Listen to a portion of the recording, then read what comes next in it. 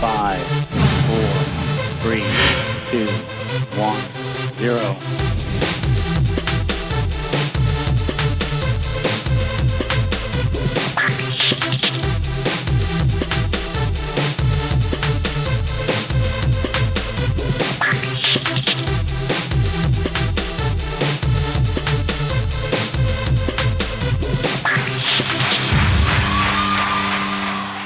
Né Winston Rodney dans la paroisse de Sainte-Anne, où sont nés entre autres Bob Marley et Marcus Garvey, Burnie Spears incarne depuis la mort de Bob Marley et la disparition des Wailers, une des dernières figures d'un reggae résolument roots, au-dessus duquel plane le spectre d'un rastafarisme fervent et traditionnel.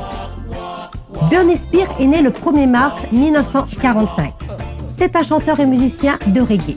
Figure historique du mouvement avec Bob Marley et The Gladiator, ses paroles défendent le peuple dont il vient, l'héritage et la cause Rastafari.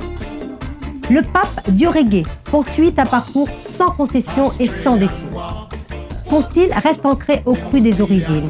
Ses concerts sont des événements. Burnie Spears entretient volontairement le mystère sur son enfance, durant laquelle la survie de sa famille, très humble, dépendait des petits boulots que pouvaient accomplir les enfants. Il rêvait d'enregistrer de la musique pour pouvoir sortir sa famille de la misère. Figure tutélaire, c'est Bob Marley en personne qui lui conseille d'enregistrer pour Studio One, là où ont débuté tous les grands du reggae. Burnie Spears est d'abord un trio vocal avec Whipper Willington et Justin Hance, chargés d'harmoniser derrière la voix puissante de Winston Rodney. Et c'est ici que Burnie Spears enregistre ses deux premiers albums, Door Pip and Walking Time, qui sont souvent considérés comme les deux albums les plus roots de l'histoire du reggae. Il signera ensuite avec le label Island, puis changera plusieurs fois de maison de disques durant sa longue carrière. Burnie Spears a passé des dizaines d'années dans de nombreuses tournées et plusieurs albums live ont été réalisés, y compris Burnie Spears en direct, Live in Paris, Vivre en Afrique du Sud, Live in Vermont, Peace and Love en direct, etc. Sans compter une importante discographie à son actif. La musique a continué de croître sans relâche et à se développer.